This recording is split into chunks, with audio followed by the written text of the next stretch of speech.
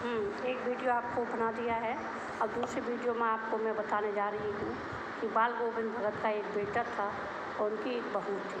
बहू बड़ी सुशील और सुंदर थी, सारा काम वो संभाल लेती थी, मगर बेटा थोड़ा भौंदू टाइप का और कमज़ोर था। बाल गोविंद भगत कहते थे कि ऐसे लोगों पर ज़्यादा ध्यान देना चाहिए, उनको प्यार की ज़्यादा ज़रूरत होती है। इसी तरह जीवन कट रहा था, लेकिन उनका बेटा उन्हें छोड़कर चला गया। अब केवल वो और उनकी बहू ही रह गई।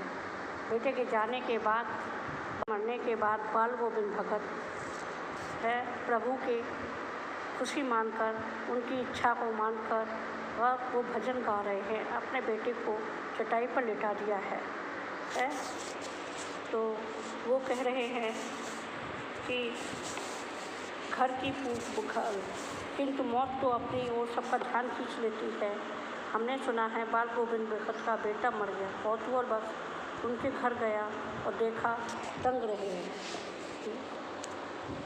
गया। कुछ फूल वह कुछ फूल तो रोकते थे अपने आंगन में, उन फूलों से कुछ फूल तोड़कर उस पर बिखेर दिए हैं।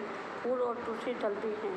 सिरहाने पर एक चिराग रखा हुआ है और उसके सामने ज़मीन पर भी आसन बिठाए गीत गाए चले जा रहे हैं। और यह उन्होंने बेटे के मरने के बाद भी भगवान की इच्छा मानकर भगवान के भजन को गा रहे हैं। ऊपर कुछ फूल डाल दिए हैं, कुछ तुलसी डाल दिए हैं और सिरहाने पर एक चिराग जला रखा है और उसके सामने ज़मीन पर भी आसन जमाए गीत गाए चले जा रहे हैं। वही पुराना स्वर, वही पुरानी तल्लीनता। घर में पतोहू रो रही है, जिसे गांव की स्त्रियां चुप कराने की कोशिश कर रही हैं, किंतु बाल गोविंद भगत गाए जा रहे हैं। हाँ, गाते गाते कभी कभी पतोहू के नज़दीक भी जाते हैं, उसे रोने के बदले उत्सव मनाने को कहते हैं। आत्मा परमात्मा के पास चली गई। गृहिणी अपने प्रेमी से जा मिली। भला इससे बढ़कर आनंद की और कौन सी बात। मैं कभी कभी सोचता हूँ यह पागल तो नहीं हो गए, किंतु नहीं, वह जो कुछ कह रहे थे उनमें उनका विश्वास बोल रहा था। वह चरम विश्वास जो हमेशा ही मृत्यु पर विजयी होता आया है। वो कह रहे थे कि आत्मा परमात्मा से मिल गई, इससे ज़्यादा आनंद और क्या हो सकता है। एक गृहिणी अपने प्रेमी से जा मिली है, उत्सव मनाओ। वो अपनी बहू को भी समझाते हैं कि यह आनंद का समय है, उत्सव मनाओ।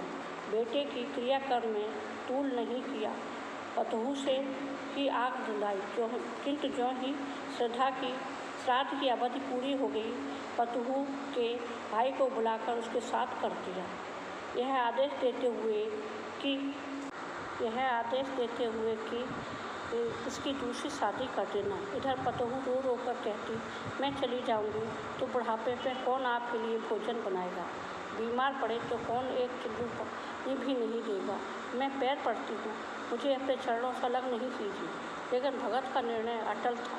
तू जा, नहीं तो मैं ही इस घर को छोड़कर चल दूँगा।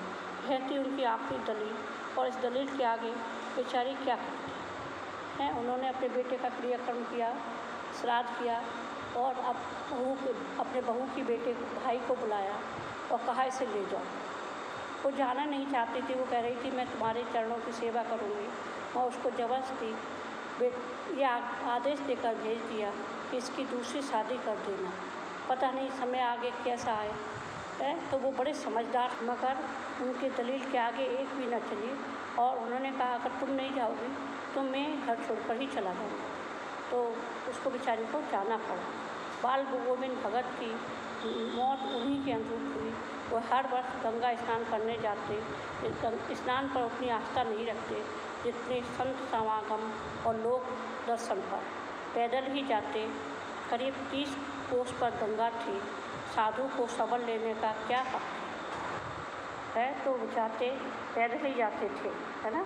और कहते थे साधु को पैदल ही चलना चाहिए। और गृहस्थ किसी से भिक्षा क्यों मांगे। वो कहते थे साधु तो भिक्षा मांगना नहीं चाहिए, जो मिल जाए वो ले लेना चाहिए, और गृहस्थ को भिक्षा नहीं लेनी चाहिए, क्योंकि वो तो गृहस्थ आश्रम में है, उसके द्वारा तो सबको भिक्षा दी जाती है, तो वो क्यों मांगेगा है। अतः घर से खाकर चलते और फिर घर पर ही लौट कर खाते है वो गृहस्थ भी थे और सन्यासी भी थे, तो दोनों तरह से कहते थे हमें भिक्षा नहीं लेनी चाहिए। रास्ते भर खंजड़ी बजाते गाते जहाँ प्यास लगती पानी पी लेते। 4-5 दिन आने जाने में लगते, किंतु इस लंबे उपवास में भी वही मस्ती छिपी हुई थी। उनका बुढ़ापा आ गया था और किंतु टेक वही जवानी वाली। इस बार लौटे तो तबीयत कुछ सुस्त थी। खाने पीने के बाद भी तबीयत नहीं सुधरी, थोड़ा बुखार आने लगा, किंतु नेम व्रत तो छोड़ने वाले नहीं थे। वही दोनों जून गीत, ध्यान, आसन, खेती बाड़ी देखना दिन दिन खींचने लगे। दिन दिन मतलब कमज़ोर होने लगे। लोगों ने नहाने धोने से मना किया, आराम करने को कहा, किंतु हंसकर टाल देते थे। उस दिन भी संध्या में गीत गाए, किंतु आराम करने को कहा गाए और आराम करने को लोगों ने उनसे कहा कि आप आराम करो, नहाना धोना भी कम कर दो, किंतु हंसकर टाल देते। उस दिन भी संध्या में गीत गाए, किंतु मालूम होता जैसे तागा टूट गया हो, माला का एक एक दाना बिखर गया हो। भोर में लोगों ने गीत नहीं सुना, जाकर देखा तो बाल गोविंद भगत नहीं रहे, सिर्फ उनका पंजर पड़ा रहा। कैसे थे बाल गोविंद भगत? कितना सुंदर जीवन था, न किसी से कभी कुछ लेते थे, न किसी पर नाराज़ होते थे। बड़ा सुंदर जीवन व्यतीत किया उन्होंने। उनकी मतलब सारी इच्छाएं ईश्वर के निमित्त होती थी। वो ईश्वर से बढ़कर किसी को नहीं मानते थे। अपने सारे कार्य ईश्वर को समर्पित करते थे। अपना खेती बाड़ी से जो पैदा होता है वो ईश्वर के पास ले जाते और प्रसाद में जो मिल जाता है वो ले आते।